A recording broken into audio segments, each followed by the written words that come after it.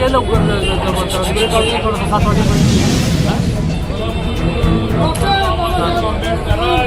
विजय हो.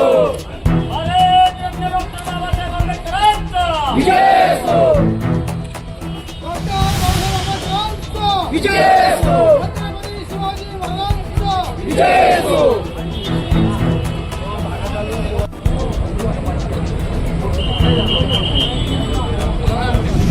बाबा इकडे बाबा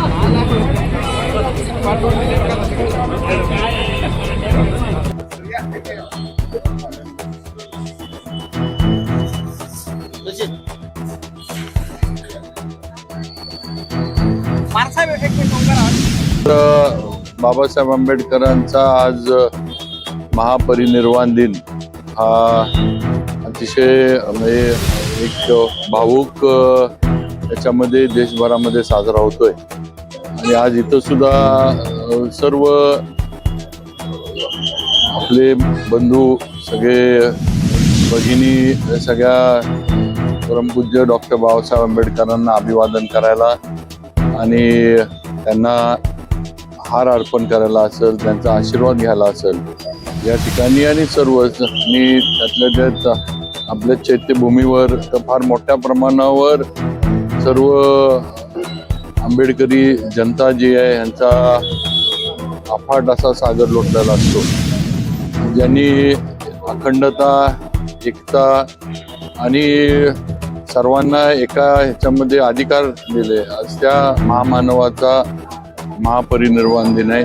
मी माझ्या वतीनं आणि आपल्या सर्वांच्या वतीनं, सातारा जावळी सगळ्यांच्या वतीनं भारतरत्न डॉक्टर बाबासाहेब आंबेडकरांच्या स्मृतीस अभिवादन करतो आणि त्यांनी दिलेली अखंडतेची ज्योत, एकात्मतेची ज्योत आणि एकतेची ज्योत ही आपण कायम या देशामध्ये तेवत ठेवूया, हीच सदिच्छा या निमित्तानं देऊ इच्छितो.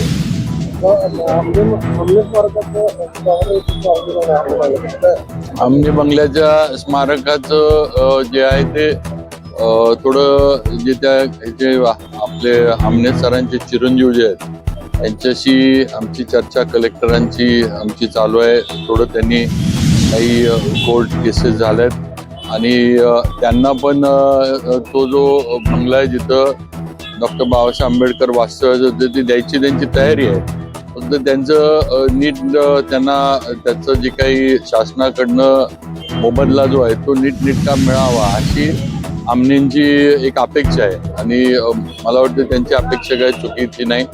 शेवटी आपली सगळ्यांची आंबेडकरी जनता असेल किंवा आपण सगळे आहोत, आपली पण आहे की तिथं अतिशय एक चांगलं स्मारक एक तिथं जाऊन आपण ज्या वास्तूमध्ये डॉक्टर बाबासाहेब आंबेडकर राहिले, तिथं उठले असतील, बसले असतील, तिथं जाऊन एक आशीर्वाद मिळावा हे स्मारक करणं हे आमचं सगळ्यांचं कर्तव्य आहे आणि आम्ही त्याप्रमाणे करतोय.